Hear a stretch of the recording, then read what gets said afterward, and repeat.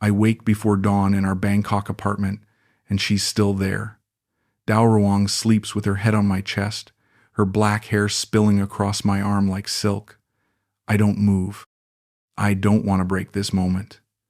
The ring is still on her finger, the one I gave her last night after we shared som tam and sticky rice from that street cart near Khao San Road.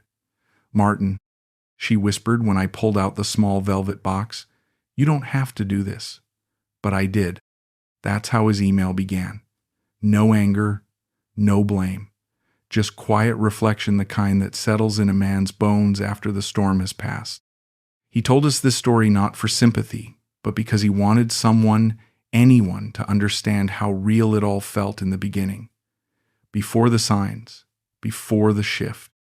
And maybe because he hoped someone else out there might read it before making the same mistake.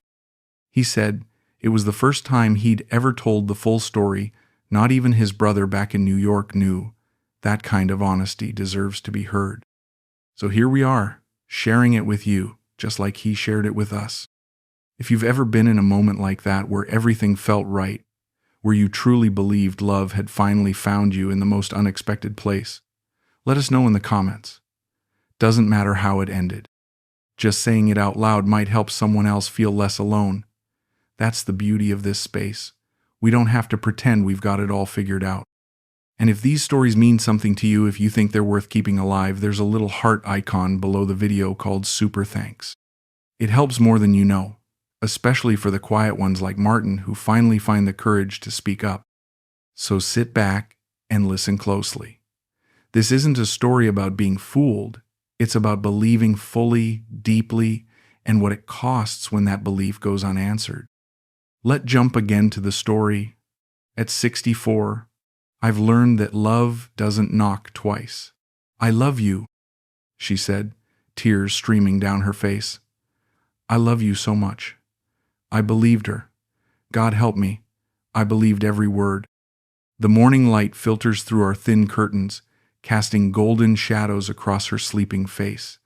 She looks so young, 24 years old, and she chose me. A washed-up telecom engineer from Queens with gray hair and a divorce behind him. But when she said yes last night, when she threw her arms around my neck and kissed me like I was her whole world, I felt 25 again. "Are you sure?" I asked her. "Are you really sure?" She nodded, pressing her forehead against mine. "I've been sure since the day we met." My heart nearly burst. I traced my finger along her shoulder, careful not to wake her. She's perfect. Everything about her is perfect. The way she laughs at my terrible jokes. The way she holds my hand when we walk through the markets. The way she says my name like it's the most beautiful word in the world. "Martin," she whispers in her sleep, and I feel tears well up in my eyes. This is it. This is love. Real love. The kind I thought was over for me. I close my eyes and remember the exact moment I knew. 2 weeks ago, we were sitting by the Chao Phraya River, watching the sunset paint the sky orange and pink. "What are you thinking about?" she asked, her hand finding mine. "You?" I said. "Always you." She smiled that smile that makes my chest tight. "I think about you too," she said. "When I'm working, when I'm sleeping, when I wake up, you're always there." That's when I knew I wanted to marry her. That's when I knew I'd give her everything. The ring cost me 3 months of my pension, but it was worth every penny. A simple gold band with a small diamond, nothing flashy, just honest. Like us. Like what we have. When I slipped it on her finger, her hands were shaking. "It's beautiful," she whispered. "You're beautiful," I said, and I meant it. She is, inside and out. She's the most beautiful thing that's ever happened to me. I shift slightly, trying to get comfortable without disturbing her.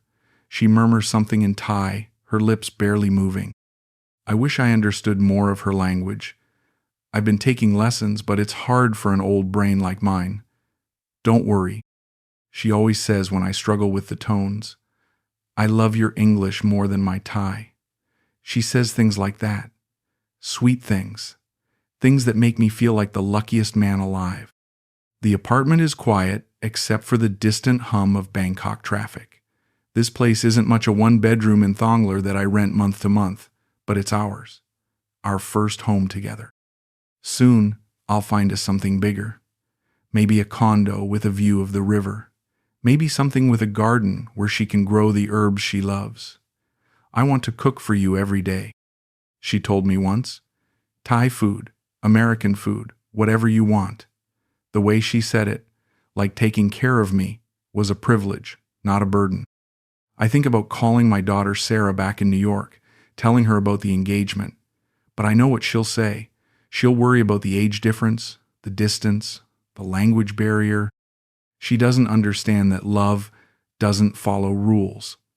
Dad, she said during our last video call, just be careful, okay? But careful doesn't get you happiness. Careful gets you alone in a studio apartment in Queens, eating microwave dinners and watching the news until you fall asleep in your recliner. Dao Ruang stirs, her breathing changing. I freeze, hoping she'll stay asleep a little longer.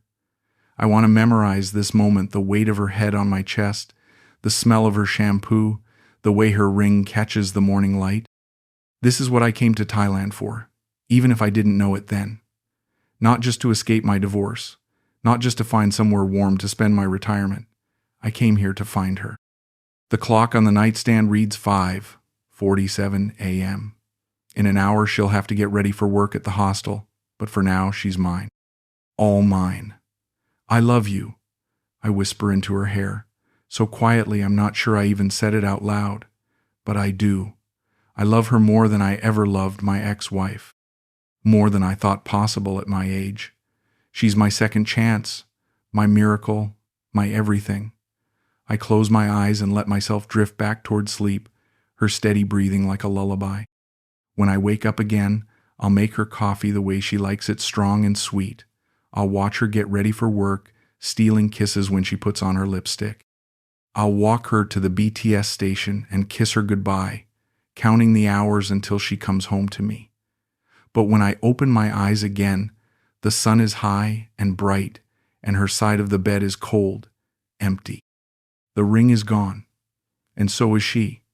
6 months ago, I was a different man, broken, bitter, fresh off a divorce that took half my savings and all my faith in love. My flight from JFK to Bangkok was a one-way ticket to nowhere, a desperate grab at something, anything, that might feel like living again. Thailand? My daughter Sarah had asked. Dad, you hate spicy food. But I wasn't running toward Thailand, I was running away from everything else. The hostel in Phra Nakhon was nothing special. Cheap, clean, close to the temples I thought I wanted to see. I dragged my suitcase through the narrow lobby, jet-lagged and hollow, when I saw her behind the reception desk. She was sorting through a stack of papers, her hair pulled back in a loose ponytail, wearing a simple blue uniform that somehow made her look like royalty. When she looked up and smiled, everything changed. Welcome to Bangkok, she said, and her voice was warm honey. I'm Dao Rong. How can I help you? I should have just taken my key and gone upstairs.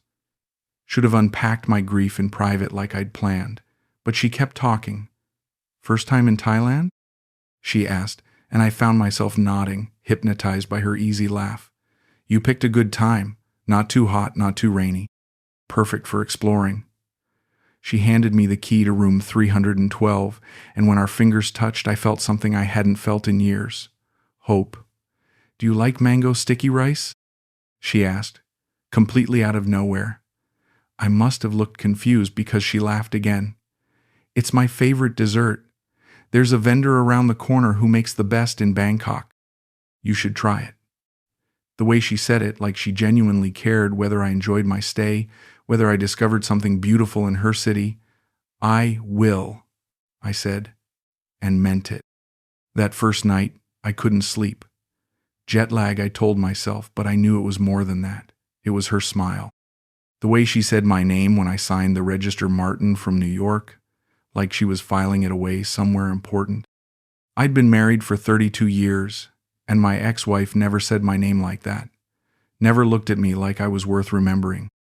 The next morning I came downstairs early, telling myself I needed coffee but really hoping to see her again. She was there, sorting through reservations, humming softly to herself. "Good morning, Martin," she said without looking up. "Did you sleep well?" The fact that she remembered my name from one brief interaction made my chest tight. "Not really," I admitted, still adjusting to the time change. She looked up then, her eyes full of concern. "Oh no, that's terrible. You know what helps? Street food, real Thai food. It grounds you, connects you to the place." She was right. About everything. At lunch, I found myself back in the lobby, pretending to read a guidebook, but really just watching her work. She was good at her job, patient with confused tourists, helpful with directions, always smiling. But there was something else. A brightness in her eyes when she talked about Bangkok, like she was sharing secrets with a friend. "Are you from here?" I asked during a lull. "No," she said. "I'm from Eisen, up north. But Bangkok is my home now." The way she said it, like home was something you chose, not something you were born into. That evening, I was coming back from a temple visit when I saw her in the lobby again. Her shift was ending, and she was gathering her things. "How was Wat Pho?" she asked, and I realized I'd mentioned wanting to go there that morning. She remembered. This beautiful young woman remembered what a lonely old man had said in passing. "Beautiful," I said. But I think I missed half of it. Hard to appreciate art when you're eating alone. She paused, her bag half-packed. "You know," she said slowly, "I was going to get dinner after work. Just street food, nothing fancy. Would you like to come? I could show you the real Bangkok." My heart stopped. Was she asking me on a date? Was this beautiful, vibrant woman actually interested in spending time with me? "I'd love that," I said, trying to keep my voice steady. "But I should warn you, I'm terrible with spicy food." She laughed, and it was like music. "Don't worry. I'll take care of you." We walked through the narrow streets of Phranikon, past vendors cooking over open flames, past tourists taking selfies with temples, past locals heading home from work. She moved through it all like she belonged, greeting vendors in rapid Thai, navigating the crowds with graceful ease. "This is my favorite place," she said, stopping at a small cart run by an elderly woman. "Khao swa, northern Thai curry, not too spicy for beginners." She ordered for both of us, the old woman beaming when Daor Wang introduced me as her American friend. We sat on plastic stools at a tiny table, steam rising from our bowls. "Try it," she said, watching me nervously. The first bite was perfect, rich, complex, warming without being overwhelming. "This is incredible," I said, and she clapped her hands together like I'd just passed some important test. "I knew you'd like it. You have adventurous eyes." Adventurous eyes. At 64, when I felt like the least adventurous man on earth, she saw something in me that even I didn't see. We talked for hours. About her life in Eisen, about my work back in New York, about the differences between American and Thai food. She asked about my divorce, and I found myself telling her things I'd never told anyone. "Love shouldn't hurt," she said simply. "When it's real, it should feel like coming home." The way she said it, like she knew something about love that I'd spent 32 years trying to learn. When we finished eating, she insisted on showing me a temple at night. "Wat Arun is beautiful in the dark," she said, all lit up like a fairy tale. We took a boat across the Chao Phraya River, and she stood close to me as we watched the temple glow against the black sky. "What do you think?" she asked. "It's perfect," I said, but I was looking at her, not the temple. As we walked back to the hostel, I felt something I hadn't felt in years. Possibility. This young woman, this beautiful, kind, intelligent woman, had chosen to spend her evening with me. Not because she had to, not because she was being paid, but because she wanted to. "Thank you," I said as we reached the hostel entrance. "For tonight? For showing me your city." She smiled, and I could see something shifting in her eyes. "Martin," she said, "can I ask you something?" I nodded. "Do you believe in fate?" Before I could answer, she stepped closer. I could smell her perfume, something light and floral.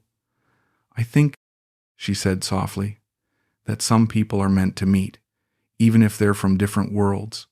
My heart was pounding so hard I was sure she could hear it. "I think so too," I managed to say, and then she kissed me. Right there outside the 7-Eleven next to the hostel, under the fluorescent lights and the Bangkok night sky, she kissed me like I was worth kissing. When we pulled apart, she was smiling. "I have to work tomorrow," she said, "but maybe we can have dinner again? I know more places to show you." I nodded, speechless. This was happening. This beautiful woman wanted to see me again. "Good," she said, touching my arm. "I'm glad you came to Bangkok, Martin. I'm glad you found me." As I watched her walk away, I realized she was wrong. I hadn't found her. She had found me, and she was about to save my life. Those first few weeks felt like a dream I was afraid to wake up from. Every evening after her shift, Dao Ruang would meet me in the lobby with that same bright smile, ready to show me another piece of Bangkok. "Tonight," she'd say, "we're going to see the real Thailand, not the tourist version." And she'd take my hand like it was the most natural thing in the world, like the 40-year age gap between us didn't matter, like we were just two people falling in love. She took me to temples where monks chanted at sunset, their voices echoing off ancient stones. "Make a wish," she'd whisper, pressing her palms together in prayer. I'd close my eyes and wish for time to stop, for this feeling to last forever. "What did you wish for?" she'd ask, and I'd tell her it was a secret. But she'd squeeze my hand, and I knew she was wishing for the same thing. We'd eat at street stalls where she'd order for both of us, her voice lilting through rapid Thai before turning to me with explanations. "This is larb. It's from my hometown. Very spicy, but I asked them to make it mild for you." She'd watch me taste everything, her eyes bright with pleasure when I'd nod approval. "You're so brave," she'd say. "Most Americans only eat pad that." The way she said it, like being brave was something special, something she admired. One night we were walking through Lumpini Park when she stopped at a bench overlooking the lake. "Martin," she said, "can I tell you something?" I nodded, and she took my hand. "I've dated Thai men before. They always want to control me, tell me what to do, how to dress, who to see. But you're different. You listen to me. You respect me." Her voice was soft, almost vulnerable. I've never felt so free with anyone. That's when I knew I was falling hard. Not just attracted to her, not just enjoying her company, but genuinely, completely falling in love. "You make me feel young again," I told her. "Like I can be anyone, do anything." She smiled, and in the lamplight, she looked like an angel. "You can," she said. "With me, you can be exactly who you want to be." But it wasn't all perfect. There were moments when I'd catch her looking at her phone with a frown, typing quickly in Thai. "Everything okay?" I'd ask, and she'd smile and slip the phone away. "Just my cousin," she'd say. "She worries about me working so late." It made sense. A young woman in Bangkok, spending her evenings with a foreign man. Of course her family would worry. After 3 weeks, I started offering to help with small things. "Let me pay for dinner," I'd say, reaching for my wallet. But she'd shake her head. "No, Martin, I'm not like those girls. I don't want your money." The way she said it with such fierce pride made me love her more. This wasn't some transaction. This was real. "I have a job," she'd continue. "I take care of myself." And she did. She insisted on paying for half of everything, even when I could tell it was stretching her budget. One evening, she seemed quieter than usual. We were sitting on the rooftop of a building in Chinatown, sharing a bottle of beer and watching the city lights twinkle below. "What's wrong?" I asked. She sighed, her fingers tracing patterns on my arm. "I'm tired of hostel life," she said, "dealing with drunk tourists, cleaning up messes, working nights and weekends. I want to do something more with my life." I could hear the longing in her voice. "Like what?" I asked. "Maybe open a small restaurant. Thai food for foreigners who want to learn about real cuisine. Nothing fancy, just authentic. Her eyes lit up when she talked about it. That sounds amazing, I said, and I meant it. But it's just a dream, she said, her voice deflating. I could never afford to start a business. Not on hostel wages. I wanted to offer to help, to tell her I had savings, that I could make her dreams come true. But something held me back. Her pride, maybe. The way she'd insisted she wasn't like those girls. Instead, I just held her hand and said, dreams have a way of coming true when you least expect it. That night, walking back to the hostel, she was quiet again. Martin, she said finally, there's something I need to tell you. My heart stopped. This was it. The moment she'd tell me this had all been a mistake, that she couldn't see me anymore. What is it? I asked, trying to keep my voice steady. She stopped walking and turned to face me. I think I'm falling in love with you, she said, her voice barely above a whisper. I know it's crazy. I know we're from different worlds, but I can't help it. I pulled her into my arms right there on the sidewalk, not caring who saw us. I love you too, I said into her hair. I love you so much it scares me. She pulled back to look at me, tears in her eyes. Really? She asked. Really, I said, and kissed her under the neon lights of Bangkok. But even as we held each other, even as I felt the happiest I'd been in years, there was a small voice in the back of my mind. A voice that whispered about the phone calls she'd take in private, the way she'd sometimes seem distracted when she thought I wasn't looking. Keep this between us for now, she said as we reached the hostel. My cousin, who works here, she might not understand. She might think I'm moving too fast. I nodded, understanding. In her culture, these things took time. Discretion was important. I don't want to rush you, I said. We can take this as slow as you need. She smiled, but there was something sad in her eyes. You're too good to me, Martin. Too good for someone like me. I started to protest, but she pressed a finger to my lips. Just promise me, she said, that you'll be patient with me, that you'll trust me even when things seem confusing. I promised, of course. I would have promised her anything. As I watched her disappear into the hostel, I felt a mixture of joy and unease. She loved me. This beautiful, vibrant woman loved me. But there was something else in her voice, something that sounded almost like goodbye. I shook my head, telling myself I was being paranoid. This was love, real love, and love required trust. But trust, I was about to learn, was a luxury I couldn't afford. 2 months into our relationship, I made the decision that would change everything.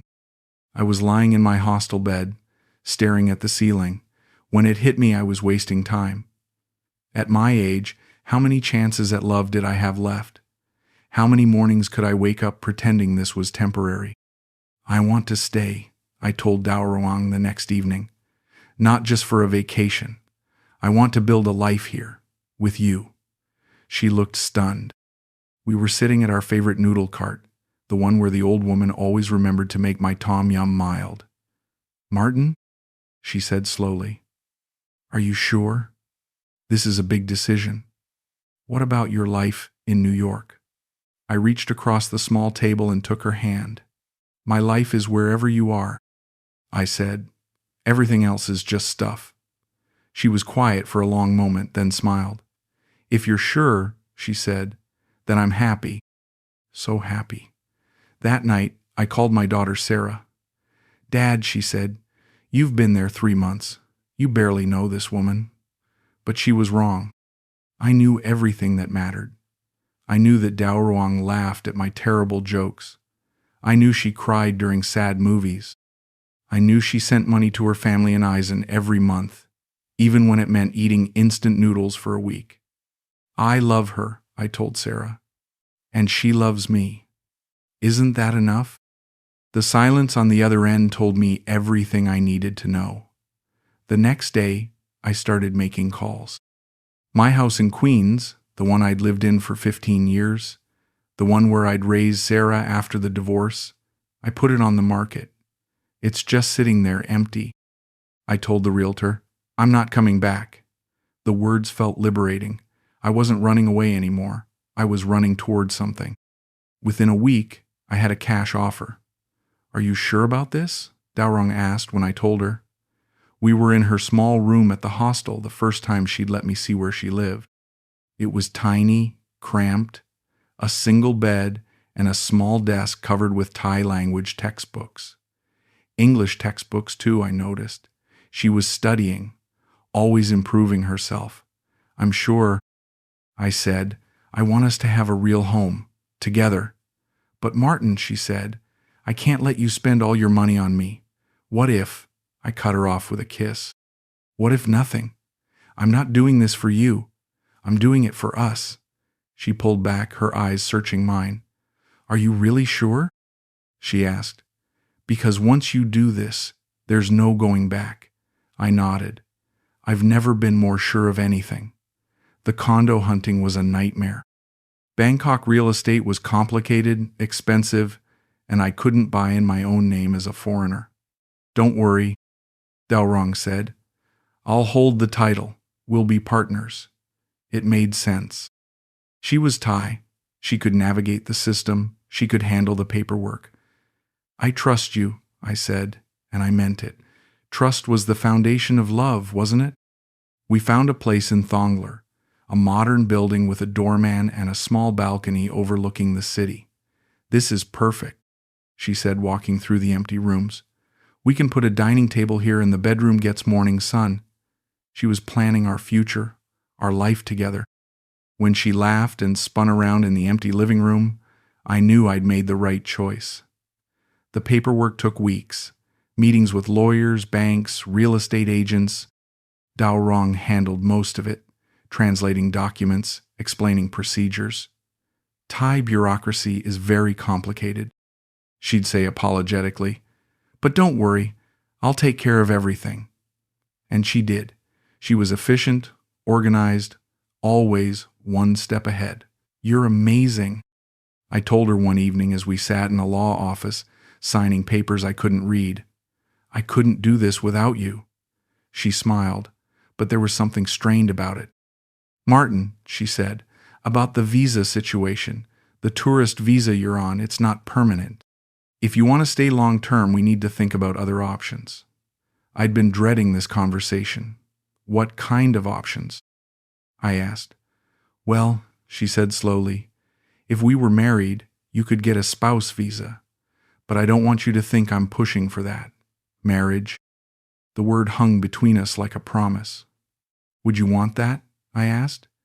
To be married? She looked down at her hands. I want to be with you forever, she said. But marriage is serious. It's not something to rush into. I took her hand. I'm not rushing, I said. I'm 64 years old. I know what I want. She squeezed my fingers. Let's get settled in the condo first, she said. Then we can talk about the future. But the future was already happening. The condo purchase ate up most of my savings from the house sale. Then there were the visa runs, expensive trips to Cambodia and Laos to reset my tourist visa. This is crazy, I told Daorong after my third visa run. I'm spending a fortune just to stay in the country. She nodded sympathetically. The government makes it very difficult for foreigners. But don't worry, we'll figure something out. That's when things started getting strange. Her phone would ring at odd hours, and she'd step outside to answer it. Who was that? I'd ask, and she'd wave it off. Just work stuff. The hostel is having problems with the booking system, but she'd quit the hostel when we got the condo.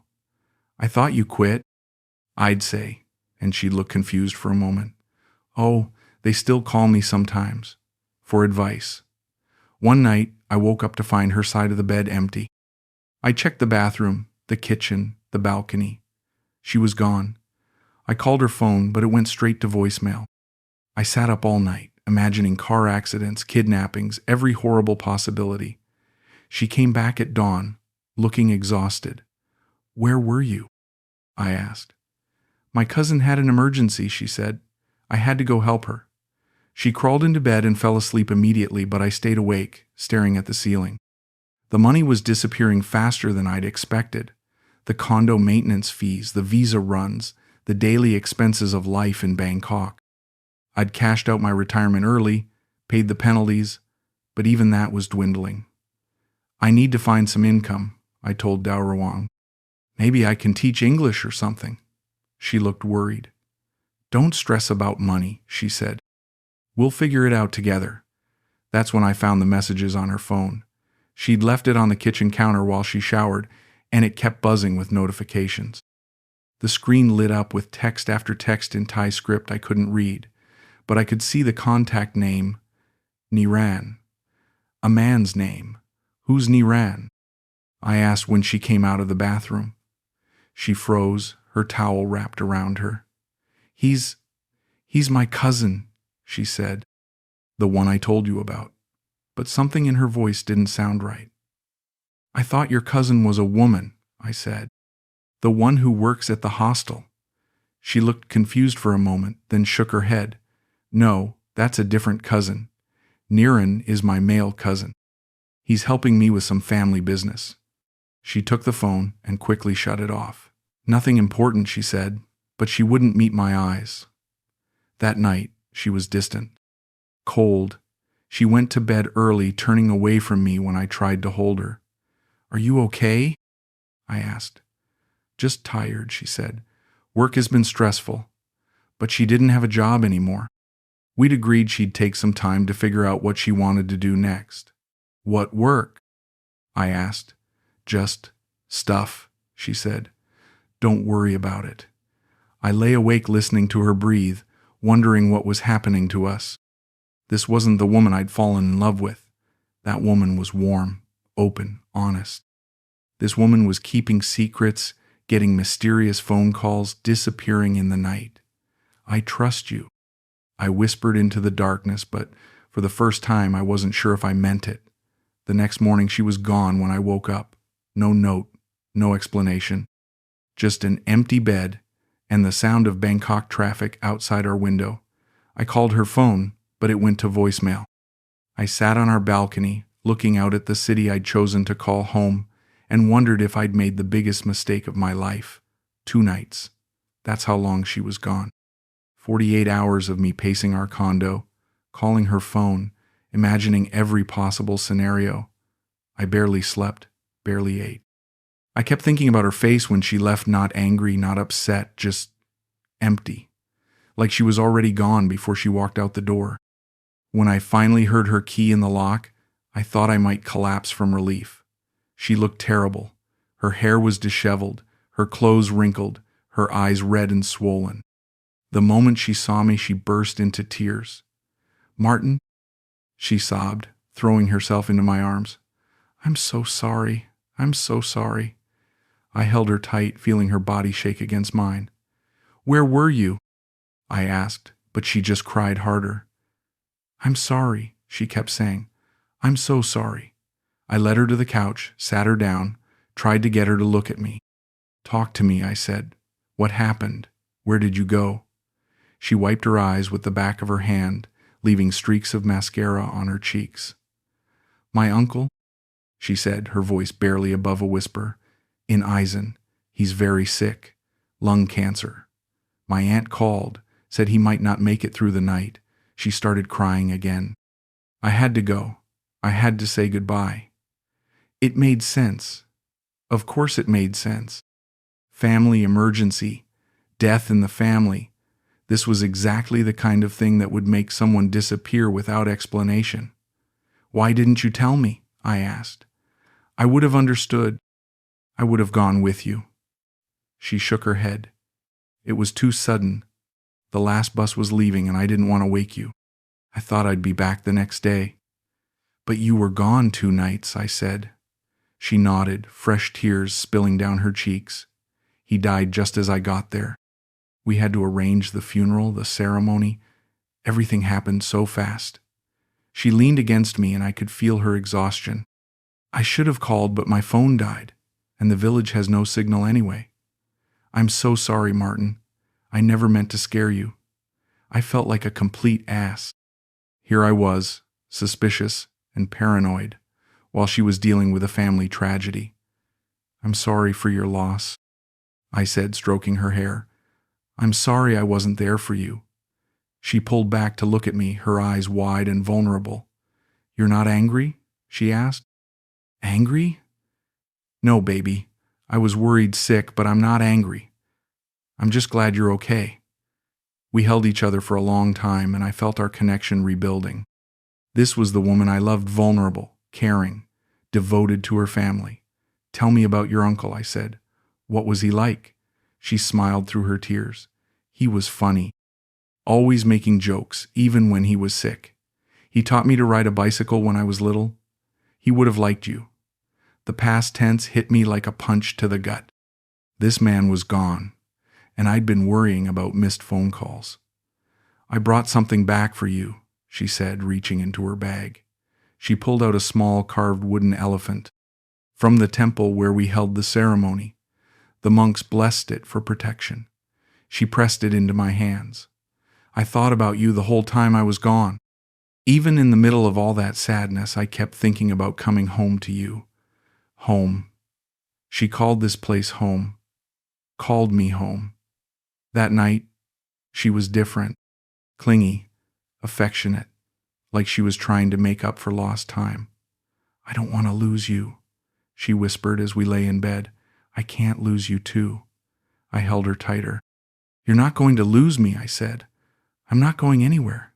She was quiet for a moment, then, "Promise me. Promise me you'll never leave me." The desperation in her voice broke my heart. "I promise," I said, and meant it. Over the next few days, she seemed to be healing. She'd wake up early and make my coffee, humming softly to herself. She'd suggest little day trips to the floating market, to a temple in Ayutthaya, to a cooking class where she'd laugh at my attempts to fold dumplings. "You're terrible at this," she'd say, but she'd guide my hands with hers, her touch gentle and patient.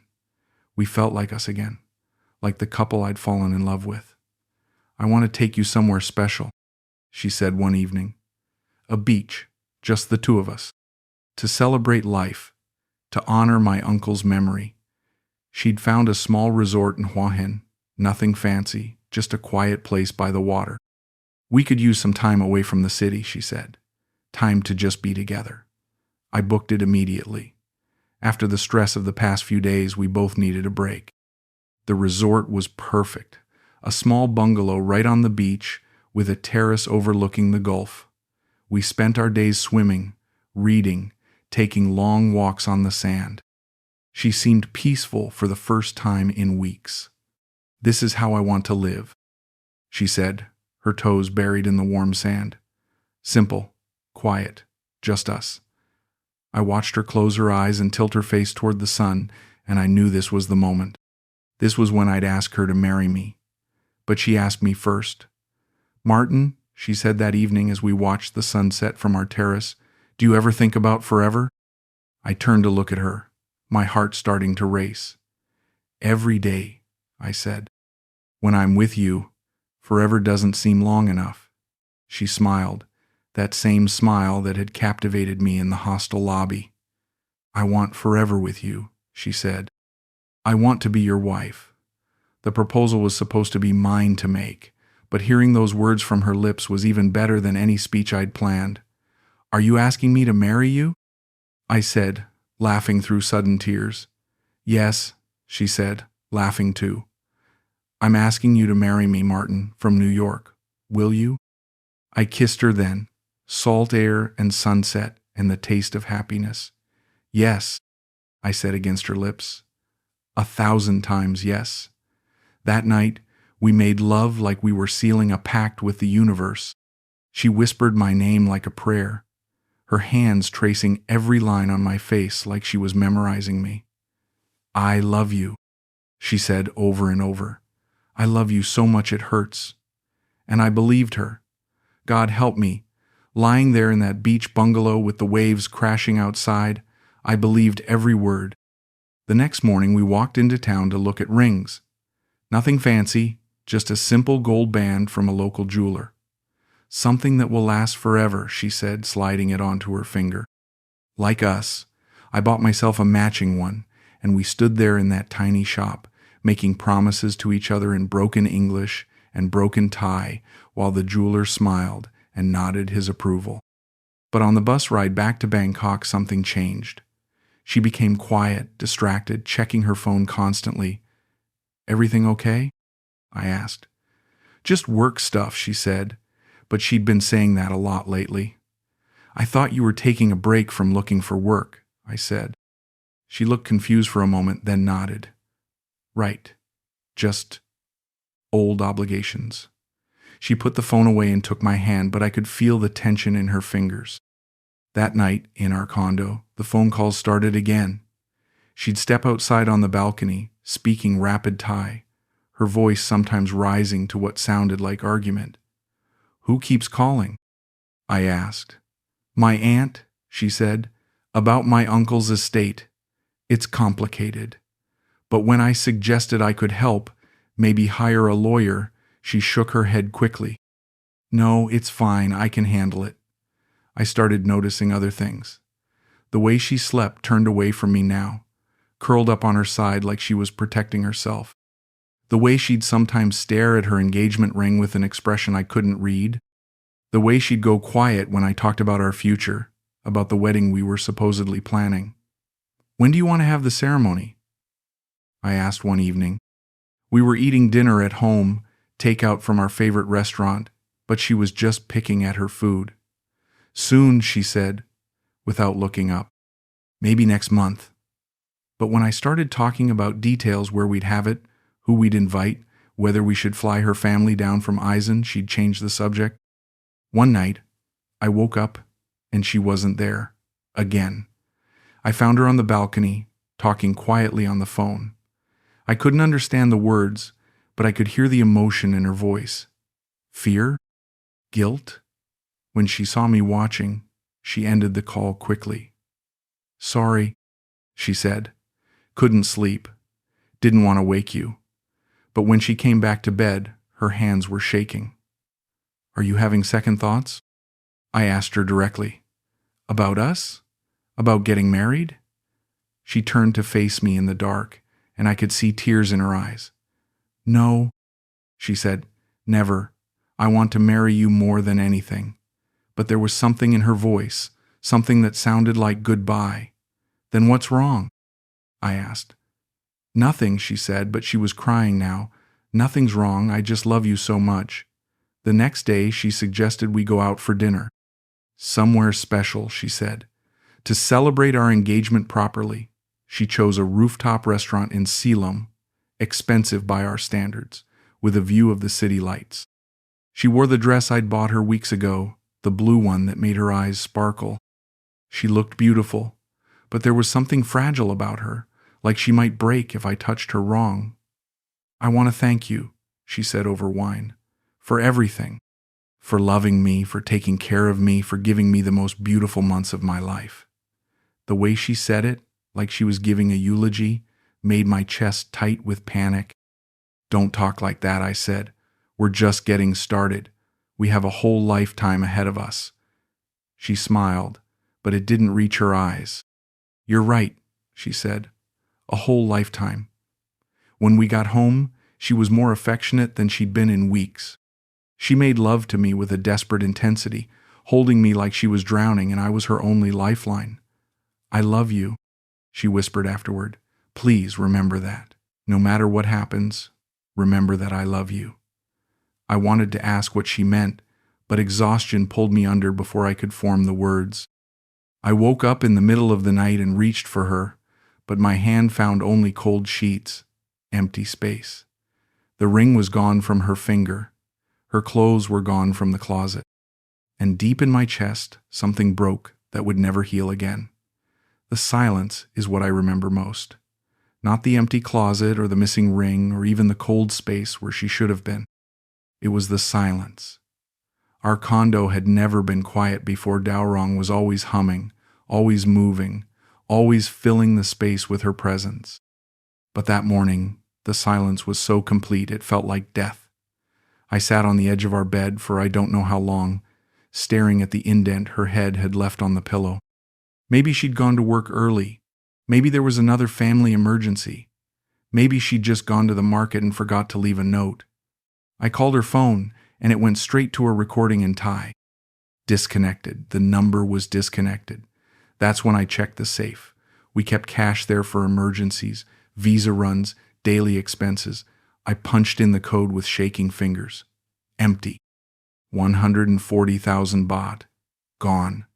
My hands were trembling so badly, I had to enter the code 3 times before the display showed me what I already knew. She had taken everything. I went through her things methodically, like a detective at a crime scene. Her clothes gone, her shoes gone, her jewelry, her books, her little Buddha statues she'd kept on the nightstand, all gone, but she'd left strange things behind. A hair tie on the bathroom counter, a lipstick I'd bought her, the wooden elephant from her uncle's funeral. It sat on the dresser like an accusation. I called the hostel where she used to work. Dao Ruang? The woman at reception said. She quit weeks ago, maybe a month. Said she was moving to Chiang Mai. Chiang Mai. She'd never mentioned Chiang Mai. Did she leave a forwarding address? I asked. The woman laughed. Sir, this is a hostel, not a personnel office. People come and go. Click. I walked the streets of Bangkok like a ghost, checking every place we'd been together. The noodle cart where we'd had our first meal, the vendor didn't recognize me. The temple where she'd told me to make a wish, empty except for a few tourists taking selfies. The rooftop bar where we'd celebrated our engagement just 3 nights ago, the waitress looked at me with pity when I asked if she'd seen Dao Rong. Alone tonight? She asked. Alone? The word hit me like a physical blow. My phone buzzed with a message from an unknown number. Thai characters I couldn't read. I ran to an internet cafe and used Google Translate, typing each symbol carefully. The translation was broken, grammatically wrong, but the meaning was clear. Don't look for me. Please understand. I cannot explain. I am sorry. That was it. 6 months of love, reduced to a Google translated goodbye.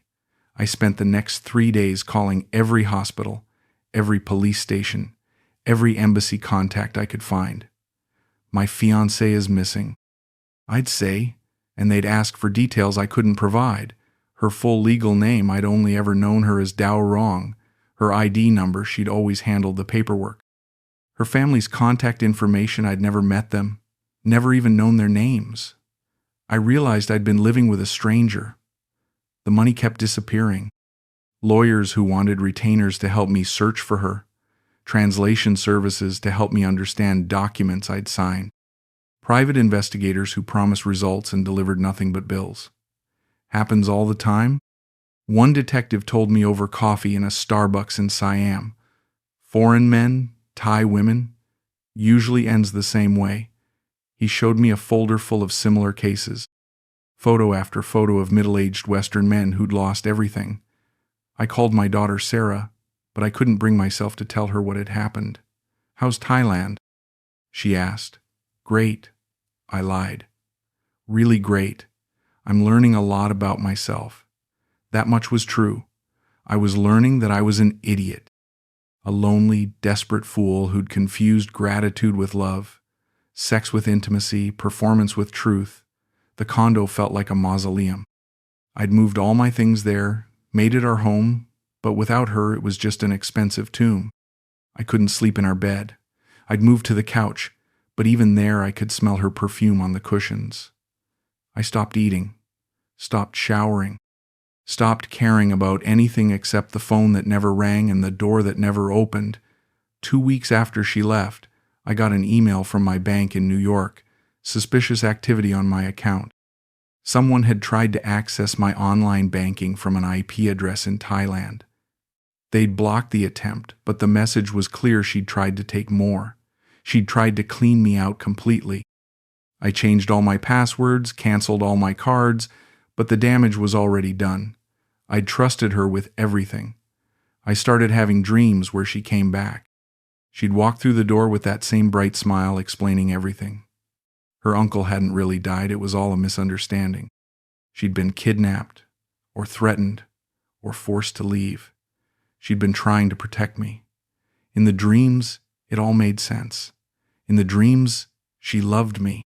But I'd wake up to silence and empty space, and the growing certainty that I'd been the biggest fool in Bangkok. The worst part wasn't the money. Money could be replaced, eventually. The worst part was the memories. Every sweet word she'd spoken, every tender touch, every moment I'd thought was real, it was all poison now. Had she ever loved me? Even a little? Or had it all been performance from the very first smile in that hostel lobby? I'd replay our conversations, looking for clues I'd missed, signs I'd ignored. They were everywhere. God, they were everywhere. 1 month after she left, I got a phone call from the condo management. "Mr. Martin," the woman said in broken English, "about the ownership papers. There is problem." My blood turned to ice. "What kind of problem?" I asked. "The lady who signed, Miss Dao Ruang. She sell the condo. New owner wants to move in next week." Sold. She'd sold our home, the home I'd bought with my life savings. The home that was legally in her name because I'd trusted her. I hung up and screamed. Actually screamed, loud enough that the neighbors banged on the wall. Then I laughed. I laughed until I cried, sitting on the floor of the condo that was no longer mine, surrounded by the few possessions I had left. I'd given her everything, my money, my trust, my heart, my future, and she'd taken it all. Every last piece. But as I sat there, in the wreckage of my life, something strange happened. The anger began to fade, replaced by something else. Relief? No, not relief. Recognition. I recognized the man I'd become, desperate, delusional, clinging to fantasy because reality was too lonely to bear. I'd been that man long before I met Dao Ruang. She hadn't created him. She'd just given him exactly what he'd been looking for. A beautiful lie. My phone buzzed one last time. Another message from that unknown number. This time, I didn't bother translating it. I deleted it without reading it, then blocked the number. I was done. Done with messages, done with hope, done with waiting for explanations that would never come. She was gone. The money was gone. The dream was over. Now I had to figure out how to live with what was left. But first, I had to get out of this condo. The new owners were coming next week and I had nowhere to go. I was 64 years old, broke and homeless, in a country where I didn't speak the language. I should have been terrified. Instead, I felt something I hadn't felt in months. I felt free. I found myself at Watsake 3 days before I had to leave the condo. I wasn't looking for enlightenment or answers, I just needed somewhere to sit that didn't smell like her perfume. The temple sat on a small hill overlooking the city, and the climb up the 300 steps left me breathless and sweating. Good. Physical pain was easier to handle than the other kind. I collapsed on a bench near the top, watching monks in orange robes move silently through their routines. There was something calming about their purposefulness, the way they went about their business without urgency or drama. I envied them.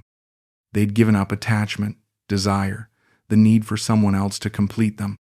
They'd figured out what I was just learning, that expecting another person to save you was the fastest way to destroy yourself. Rough night? The voice came from an older British man sitting on the next bench. Gray beard, weathered face, the kind of tan you only get from years in the tropics.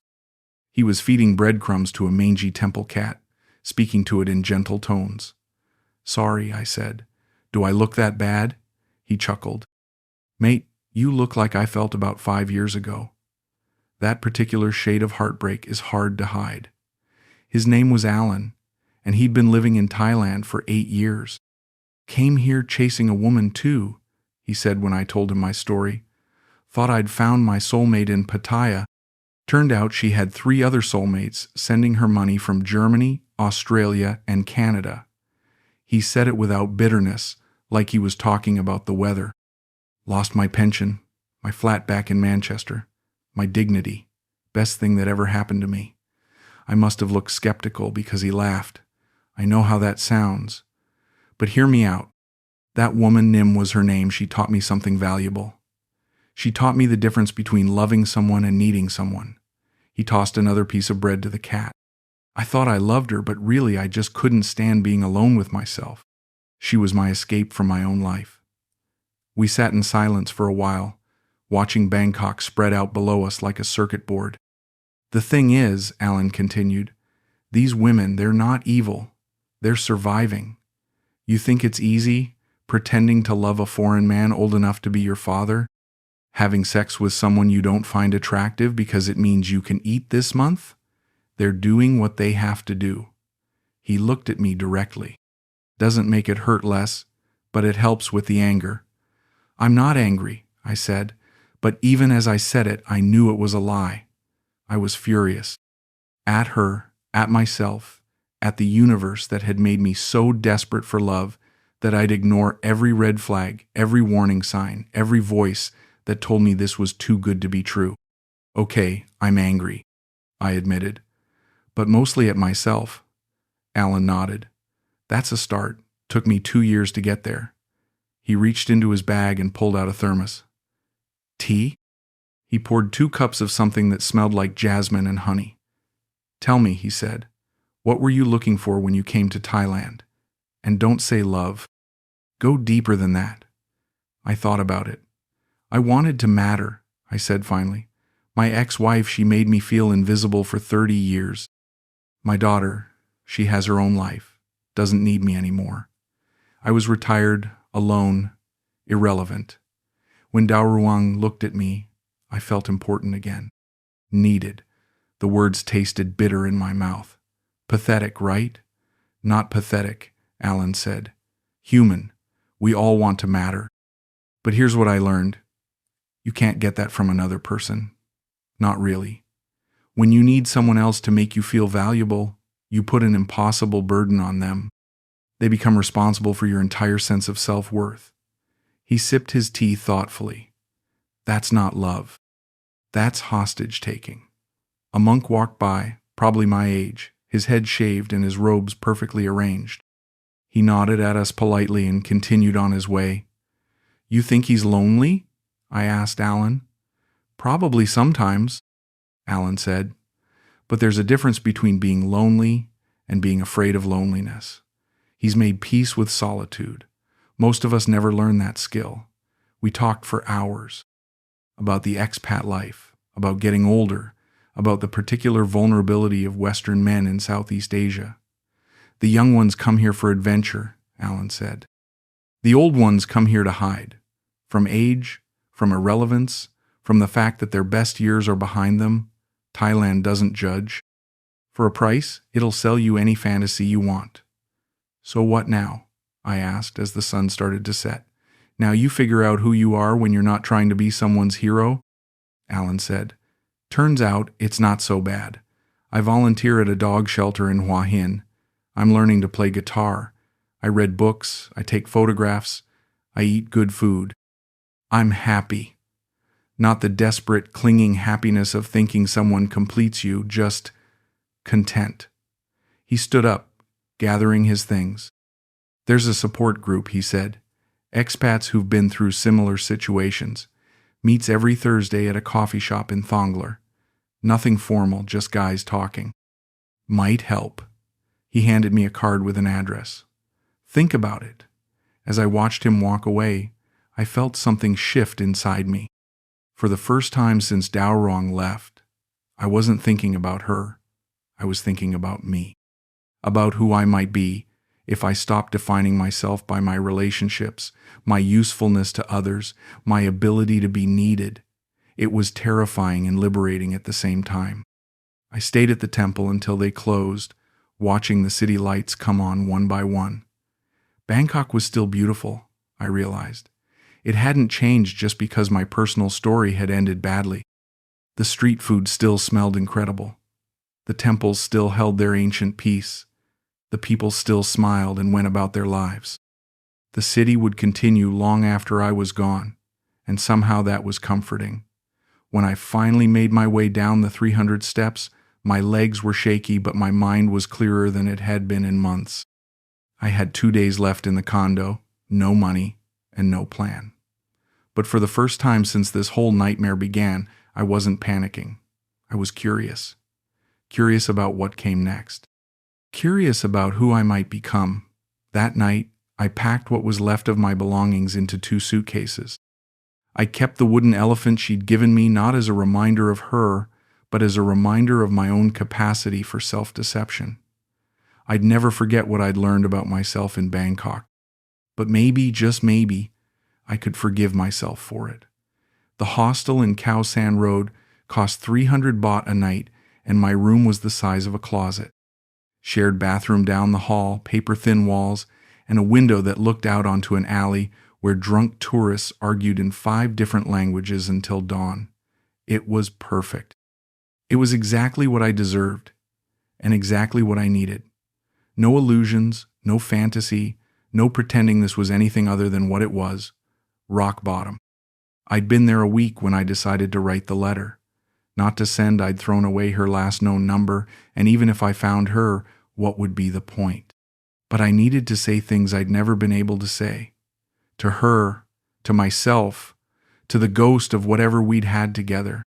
I bought a notebook from a street vendor and sat in a cafe near the Democracy Monument, watching the chaos of Bangkok flow around me. Dear Daroang, I wrote, then stopped. Even her name felt foreign now, like a word from a language I'd never really learned. I started again. I don't know your real name. I don't know if Daroang was what your parents called you or just another part of the performance. I don't know if you were really from Eisen or if your uncle actually died or if anything you told me was true. But I'm going to write to the woman I thought I knew because she's the only version of you I have. The words came slowly at first, then faster. I want to hate you. God, I want to hate you so much. It would be easier than this. Easier than admitting that part of me still loves the woman you pretended to be. The woman who laughed at my terrible jokes and held my hand in temples and cried when I gave her that ring. I know she wasn't real, but she felt real to me. She made me feel alive again. A group of backpackers at the next table were planning their route through Southeast Asia, their voices bright with possibility. 20-somethings with their whole lives ahead of them, treating this continent like their personal playground. I remembered being that young, that certain that the world existed for my benefit. I want to tell you about the man you met, I continued writing, because I don't think you really knew him either. He wasn't the confident American with money to spare. He was a broken old man who was so afraid of dying alone that he convinced himself desperation was romance. I wrote about our first night together, how I'd lain awake afterward, convinced I'd found my second chance at happiness. I wrote about the morning I woke up and decided to stay in Thailand forever, how sure I'd been that love conquered everything. I wrote about buying the condo, signing papers I couldn't read, trusting her with my future because I couldn't imagine a scenario where someone who kissed me like that could be lying. You were good at your job, I wrote. I want you to know that, professional level. You made me believe in fairy tales, and at my age, that takes real skill. The way you'd pull away just enough to make me chase you. The way you'd mention problems just casually enough that I'd offer to solve them. The way you'd act surprised when I wanted to help, like generosity was something rare and beautiful. My hand was cramping, but I kept writing. But here's what I think happened, I continued. I think somewhere in the middle of all that performance, you started to feel something real. Maybe not love, I'm not that naive anymore, but something. Guilt, maybe, or just exhaustion. It's probably hard work pretending to love someone for 6 months. Hard work, making someone feel special when they disgust you. I think that's why you ran. Not because you got what you wanted, but because you started to feel bad about taking it. The sun was setting, painting the cafe in golden light. I ordered another coffee and kept writing. I forgive you, I wrote. And as the words appeared on paper, I realized I meant them. Not because what you did was okay, but because holding on to anger is killing me. You took my money, but I gave it to you. You broke my heart, but I handed it to you on a silver platter. You saw a lonely old man who wanted to believe in love, and you gave him exactly what he was paying for. I want you to know that I learned something from you, I continued. You taught me the difference between loving someone and needing someone to love me. For 6 months, I thought you were the answer to all my problems. You weren't the answer, you were a mirror. You showed me everything that was broken in me, everything I was trying to run away from. My fear of aging, my terror of irrelevance, my desperate need to be somebody's hero. A street musician set up near the cafe, playing guitar and singing Thai folk songs in a voice that was rough but honest. I listened for a while, then kept writing. I hope you're okay, I wrote. I hope the money helped. Hope it bought you whatever you really needed. I hope you're not doing this to anyone else, but I understand if you are. We all do what we have to do to survive. I just wish you could have found another way. I want to tell you about who I'm becoming. I wrote on a fresh page. The man you left behind. He's not the same guy who fell for a smile in a hostel lobby. He's quieter now, more careful with his heart. He's learning to enjoy his own company, to find meaning in small things. He's reading books again, learning Thai properly, thinking about volunteer work. He's discovering that happiness doesn't require another person's validation.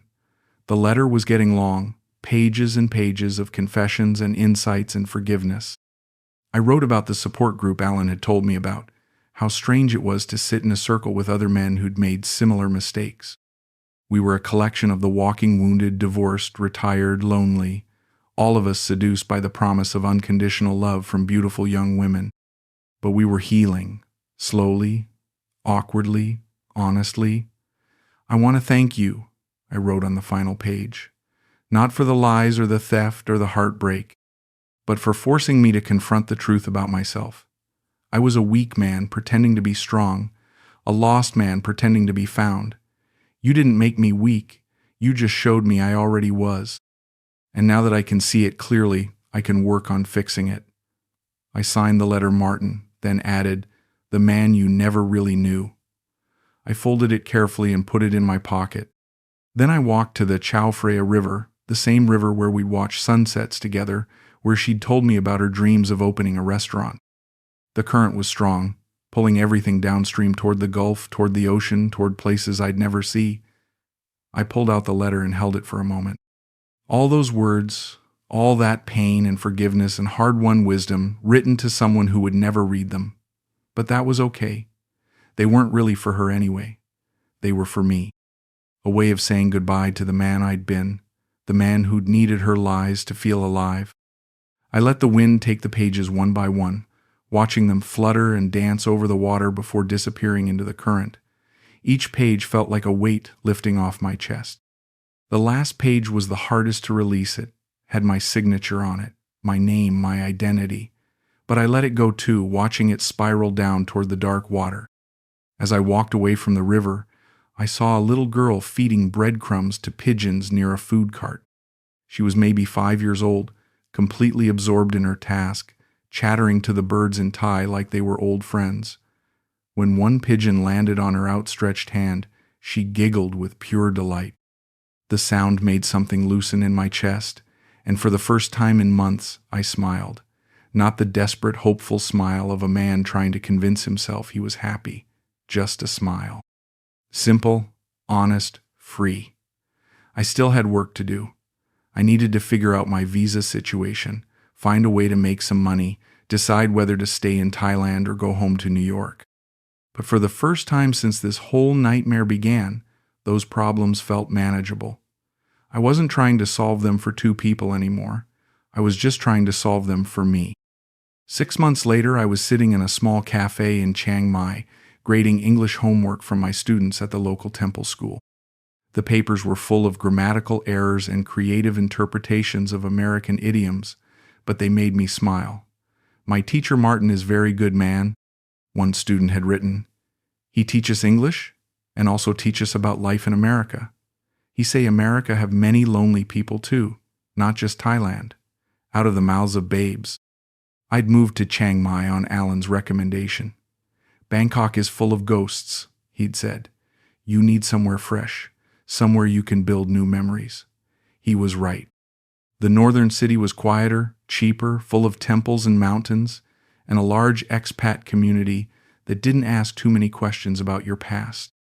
I rented a small studio apartment near the university, nothing fancy, but clean and bright, with a balcony where I could watch the sunset paint the mountains gold. The teaching job came through a volunteer organization, 20 hours a week at a temple school, helping monks and local kids improve their English. The pay was almost nothing, but it came with a work permit and a sense of purpose I hadn't felt in years. "You're good at this," the head monk told me after my first month.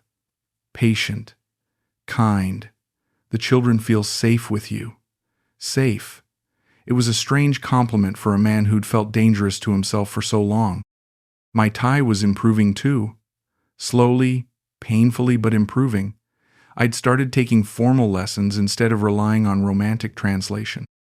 Amazing how much clearer the language became when you weren't filtering it through wishful thinking.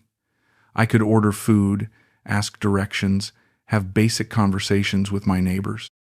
I was starting to feel like a resident instead of a tourist. The support group had moved online, which meant I could still attend meetings from Chiang Mai. Same group of broken expats, but we were all healing in our own ways. James had gone back to Australia and reconciled with his ex-wife. David had started a small business teaching English online. Peter had met someone new, another expat, age-appropriate, with her own money and her own reasons for being in Thailand. "The difference," he said during one meeting, "is that I don't need her to save me. I'm not looking for someone to complete me. I'm looking for someone to share my life with." There's a big difference. I'd stopped checking social media for traces of Dao Ruang, stopped Googling her name, or looking at photos from our time together. The urge still came sometimes, usually late at night when the loneliness felt heaviest, but I'd learned to recognize it as a form of self-harm. Looking backward kept me trapped. Looking forward gave me possibilities. One evening, I was walking through the old city when I passed a small restaurant with a sign in English, "Authentic Northern Thai Cuisine." Through the window, I could see a young Thai woman training foreign volunteers, teaching them to fold dumplings and balance spices. For a split second, my heart stopped. Same height, same build, same confident way of moving through a kitchen, but when she turned around, it wasn't her. Of course it wasn't her. And for the first time in months, that realization didn't devastate me. It was just a fact. I'd been reading again. Books about Buddhism, about expatriate life, about aging gracefully in foreign countries, the art of growing old. One author wrote is learning to let go of who you thought you were supposed to be and embracing who you actually are. I liked that. I was never going to be the young adventurer or the romantic hero or the man who swept a beautiful woman off her feet. I was going to be Martin, retired engineer from Queens, teacher of English, student of Thai, a man learning to be comfortable in his own skin. My daughter Sarah had started calling more regularly. "You sound different, Dad," she said during our last conversation. "Calmer, more like yourself." I didn't tell her about Daoruang, maybe someday, but not yet. Instead, I told her about my students, about the temple where I meditated sometimes, about the photography class I'd started taking. "I'm proud of you," she said. "It takes courage to start over at your age. Start over. Not start again. Start over." There was wisdom in that distinction. I'd made friends, too. Real friends. Not drinking buddies or fellow victims, but actual companions. Margaret, a retired nurse from Canada who ran a clinic for Hill Tribe children. Robert, a former teacher from England who'd started a small library for local students. We'd meet for dinner sometimes, sharing stories and advice and the comfortable silence of people who'd found their place in the world. The loneliness still came, especially in the evenings when the day's activities wound down and I was left alone with my thoughts. But it felt different now. Less like a crisis and more like weather, something that would pass, something I could wait out. I'd learned to cook simple meals for one, to enjoy movies without commentary, to take walks without destination. Solitude, I was discovering, was different from isolation. One night, I was sitting on my balcony when my phone buzzed with a message from an unknown Thai number. For a moment, my heart raced. Could it be? After all this time? I opened the message and used Google Translate. Wrong number. Sorry. I laughed out loud, startling a cat that had been sleeping on the railing. Even that a random wrong number used to send me spiraling into hope and disappointment. Now it was just what it was, a mistake. I'd started volunteering at an elephant sanctuary outside the city on weekends. Physical work cleaning enclosures, preparing food, helping with tours. The elephants were rescues, most of them former logging animals or retired from tourist shows. Broken, in their own way, but healing. There was something peaceful about working alongside creatures who'd been exploited, who'd learned to trust again slowly, carefully. Elephants never forget, one of the guides told me, but they can forgive. The wooden elephant Daoruang had given me still sat on my dresser. I'd thought about throwing it away 100 times, but somehow I never did. It wasn't a shrine to her memory, it was a reminder of my own capacity for self-deception. A small wooden witness to everything I'd learned about love and need and the difference between the two. Sometimes I wondered what she was doing now, whether she'd found another lonely foreigner to save her from whatever poverty or desperation had driven her to me, whether she ever thought about our time together, whether any of it had been real for her. But these thoughts came less frequently now, and when they did, they didn't carry the weight they used to. She was part of my past, not my present. A chapter in my story, not the whole book.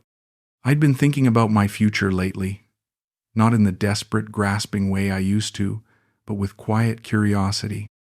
Maybe I'd stay in Thailand permanently, become one of those expats who'd found peace in exile. Maybe I'd go back to New York someday, reconnect with old friends, try to rebuild bridges I'd burned. Maybe I'd travel more, see other parts of Asia, other ways of living. The future felt open in a way it hadn't in years. My students were preparing for their final exams, and I was proud of their progress.